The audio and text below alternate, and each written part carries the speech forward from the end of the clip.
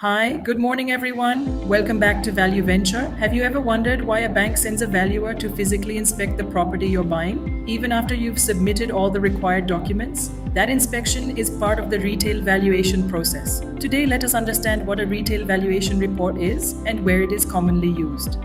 In banking and housing finance, retail valuation generally refers to the valuation of a specifically identified property connected with an individual or retail loan proposal. In simple terms, it usually involves one loan proposal, one identified property, and one specific lending transaction. The property may be a residential plot, an apartment, an independent house, a villa, a shop, an office, a commercial unit, or another type of immovable property accepted by the lender. In some cases, it may also include land legally converted for residential or other permitted use.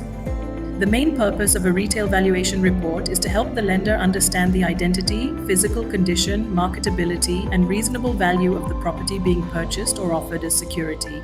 The report confirms whether the property can be correctly identified, what physically exists at the site, and whether it appears suitable for consideration under the lender's policy. For a detailed explanation of what the valuer checks during inspection, do refer to our earlier videos.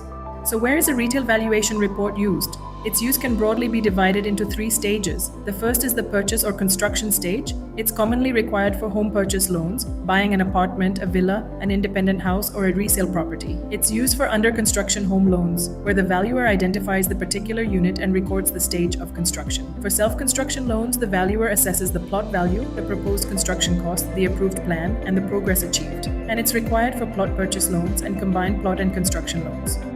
The second category relates to an existing or already mortgaged property. Retail valuation may be required for home improvement and home extension loans. It's commonly used for a loan against property, where an existing residential or commercial property is mortgaged to raise funds. Other cases include commercial property loans, secured business loans, balance transfers, loan takeovers, top-up loans, and the periodic revaluation of existing mortgage securities. The third category is the recovery or distress stage. When a secured loan becomes irregular, the lender may obtain a fresh valuation during recovery, settlement, possession, enforcement, or auction proceedings. At this stage, the lender may require updated market value, realizable value, and forced sale value, depending on its policy and the purpose of the valuation. To summarize, a retail valuation report is an independent assessment of a specifically identified property connected with a retail or mortgage-backed loan. It helps the lender understand what property is being offered, whether it can be correctly identified, what physically exists at the site, and what value may reasonably be considered for lending or recovery purposes. In our next video, we'll look at another important topic: what happens when the property does not match the documents. Until then, do consider subscribing to Value.Venture, where we make property valuation, banking, home loans, and real estate due diligence simple and clear.